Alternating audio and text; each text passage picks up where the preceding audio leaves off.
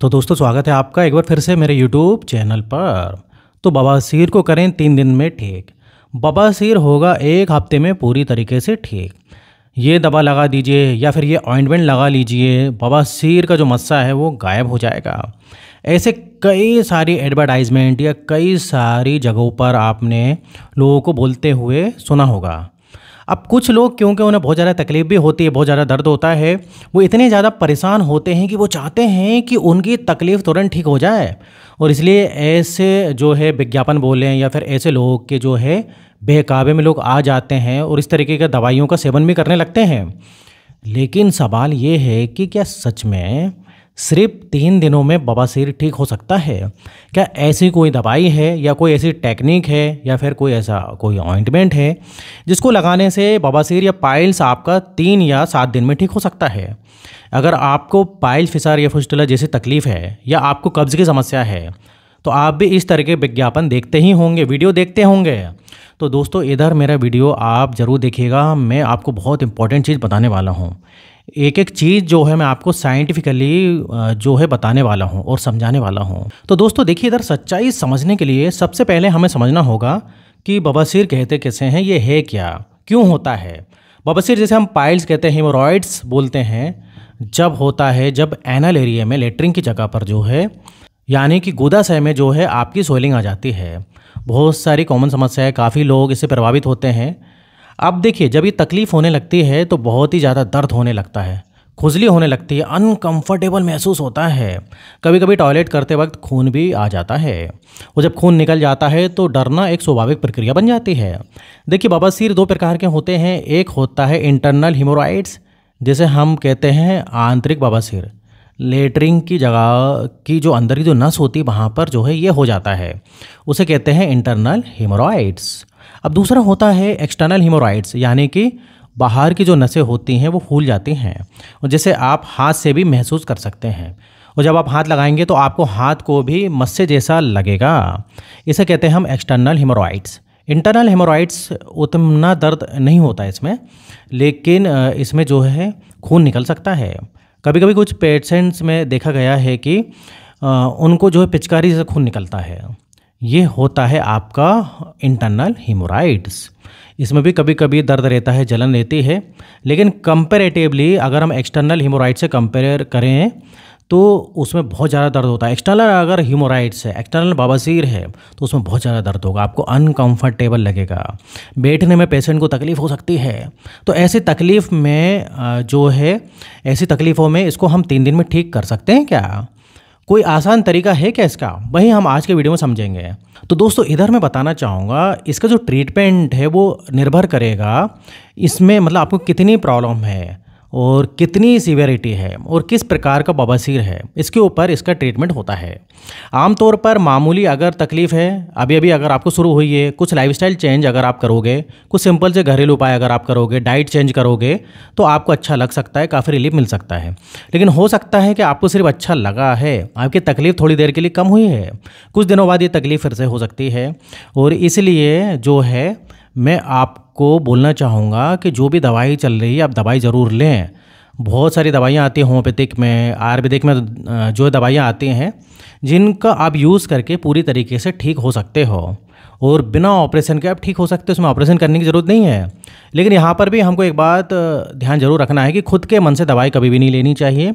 और दूसरी इंपॉर्टेंट बात ये होती है कि इसको ठीक कितने दिनों में होगा, क्योंकि डिपेंड करता है आपकी बीमारी पर, आपके प्रॉब्लम पर। अगर आप पाइल से जल्दी ठीक होना चाहते हैं, पूरी तरीके से ठीक होना चाहते हैं, और अगर आपके दिमाग में ये सवाल है कि मैं कितने दिन में ठीक हो सकता हूँ, तो इसकी रिकवरी को मापने के लिए, इसके रिकवरी को समझने के लिए 5 चीज़ों को समझना बड़ा ज़रूरी है। पाइल्स की रिकवरी इन 5 चीज़ों के ऊपर निर्धारित होती है। नंबर 1, बवासीर का प्रकार और उसकी सीवियरिटी, यानी कि गंभीरता कितनी है। जैसे कि मैंने बताया कि आंतरिक बवासीर, अगर इंटरनल हीमोरॉइड्स आपको है तो आमतौर पर जो गूदा के अंदर ये तकलीफ़ होती है, गूदा के अंदर जो बवासीर हो जाता है, इसमें दर्द कम होता है लेकिन ब्लीडिंग होता है। इसकी रिकवरी एक्सटर्नल हीमोरॉइड्स की तुलना में बहुत जल्दी हो जाती है, खून भी बहुत जल्दी कम हो जाता है, बंद हो जाता है। और बहुत सारी ऐसी दवाइयाँ आती हैं आयुर्वेदिक में, होम्योपैथिक में, जिसमें 5 से 7 दिनों में आपको काफ़ी रिलीफ जो है मिल सकता है। लेकिन इसमें आपको कुछ दिनों तक मेडिसिन कंटिन्यू रखना चाहिए। ऐसा नहीं कि आपको आराम मिल गया और आपने मेडिसिन बंद कर दी। कुछ समय तक जो है मेडिसिन कंटिन्यू करना पड़ती है। उसके लिए आप जो है डॉक्टर से सलाह ले सकते हैं। पूरा कोर्स करना बहुत ज़रूरी है और साथ ही आपको लाइफस्टाइल में भी बदलाव करना पड़ेगा। अब समझते हैं बाहरी हीमोराइड्स। अगर आपको एक्सटर्नल हीमोराइड्स है, बाहर मस्से जैसा आपको दिख रहा है, तो इसकी रिकवरी में आपको थोड़ा सा टाइम ज़्यादा लग सकता है। लेकिन अगर आप प्रॉपर ट्रीटमेंट लेते हैं, दवा के साथ साथ अपनी लाइफस्टाइल में कुछ बदलाव करते हैं, खान पान की आदतों में कुछ बदलाव करते हैं, खान पान की आदतों को अच्छे से आप समझ लेते हैं, आप समझ लेते हैं कि मुझे तकलीफ हुई क्यों है। क्योंकि याद रखिए, this is the life style disorder. आपके खान पान की वजह से ही जो है आपकी तकलीफ शुरू हुई है और इसलिए आपको खान पान की आदतों को भी बदलना होगा। चलिए अब जानते हैं दूसरा फैक्टर जो बहुत ही इंपॉर्टेंट है और वो है उपचार का तरीका। आप किस तरीके से अपने बवासीर के ट्रीटमेंट को करा रहे हैं। कुछ लोग सिर्फ घरेलू तरीका अपनाते हैं, लेकिन हो सकता है कि कुछ टेम्परेरी रिलीफ आपको मिल जाए, लेकिन बार बार ये तकलीफ होगी, फिर से तकलीफ हो जाएगी। कुछ लोग अपने डाइट में परिवर्तन करते हैं। मैं यहाँ पर आपको सजेस्ट करूँगा कि आपको पूरा ट्रीटमेंट करना चाहिए और पूरा ट्रीटमेंट करना बहुत ही ज़रूरी है। आपको अपने डॉक्टर से कंसल्ट करना ज़रूरी है, खान पान में बदलाव करना चाहिए। मैं आपको सजेस्ट करूंगा, आप जो है बहुत सारी मेडिसिन आती है वो ले सकते हैं, आयुर्वेदिक, होम्योपैथिक, यूनानी में मेडिसिन आती हैं, वो उसको लेते ही रहना, बंद नहीं करना है और अपनी लाइफस्टाइल में कुछ बदलाव कीजिए। खान पान के वक्त में कुछ बदलाव कीजिए, इससे आपका डाइजेशन अच्छा होगा और आप पूरी तरीके से ठीक हो सकते हैं। तो देखिए, मैं इधर बोलना चाहूँगा, ये जो है कब्ज़ की समस्या से होता है। अगर लंबे समय तक कब्ज़ रहेगा तो आपको बवासीर हो जाता है और बवासीर में कब्ज़ बहुत इंपॉर्टेंट रोल होता है। तो इसलिए थोड़ा सा आपको कब्ज़ जैसे स्टार्टिंग होती है तो उसका इलाज कराना ज़रूरी है, नहीं तो ये क्या होगा, बवासीर में कन्वर्ट हो जाएगा। अब देखिए, कुछ लोग ओवर द काउंटर ट्रीटमेंट भी लेते हैं, मेडिकल से कोई पेन किलर खा लेते हैं, एक दिन में ही अच्छा लगेगा उससे, लेकिन आपको सिर्फ दर्द में राहत मिलेगी, आपकी तकलीफ इससे और बढ़ सकती है।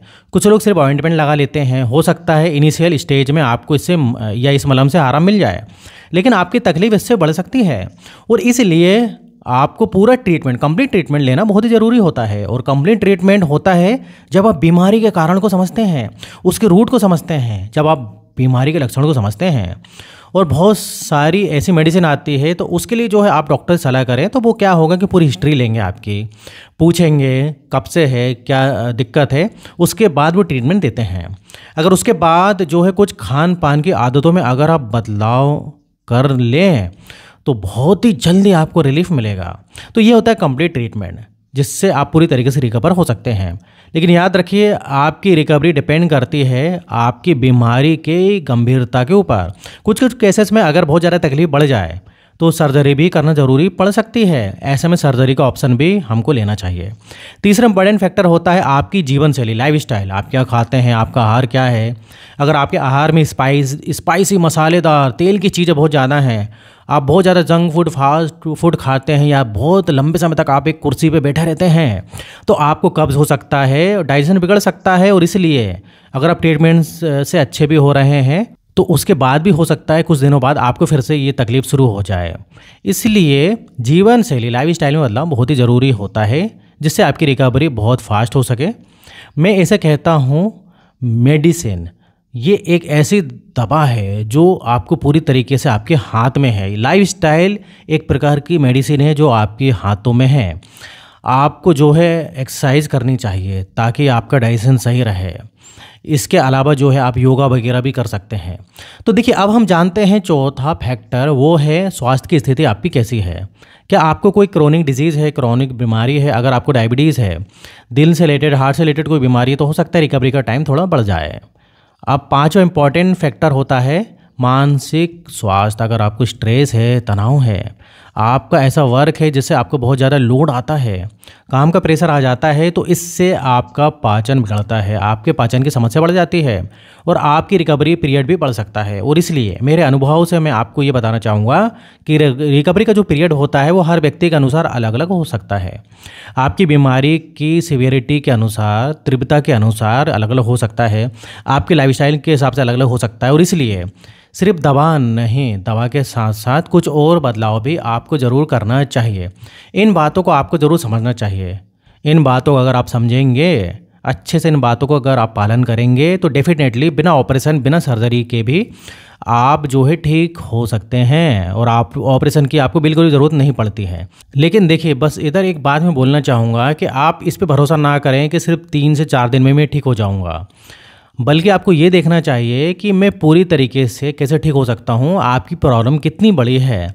तो सिर्फ 4 दिन में नहीं, पूरी तरीके से हमको ठीक होना है, कंप्लीटली आप ठीक हो जाएं। और इससे भी आगे की बात, मुझे फिर से बार बार दोबारा ये तकलीफ़ ना हो, इसके लिए मैं क्या करूं, यही आपको ध्यान में रखना चाहिए, और इसीलिए आपको इसके ऊपर ही काम करना चाहिए। तो दोस्तों, उम्मीद करता हूं कि वीडियो पसंद आया होगा। तो वीडियो इधर ही खत्म होता है। वीडियो पसंद आए तो वीडियो को लाइक करिए, और अगर आपने अभी तक चैनल को सब्सक्राइब नहीं किया तो सब्सक्राइब कर लीजिए, क्योंकि इस टाइप से बहुत सारे मैं ऐसे काम की वीडियो बनाते रहता हूँ जो कि आपकी हेल्थ के लिए काफ़ी फ़ायदेमंद होते हैं। तो आज के लिए बस इतना ही, फिर मिलेंगे नेक्स्ट वीडियो में। जब तक आप अपना ख्याल रखिए। आपका बहुत बहुत धन्यवाद।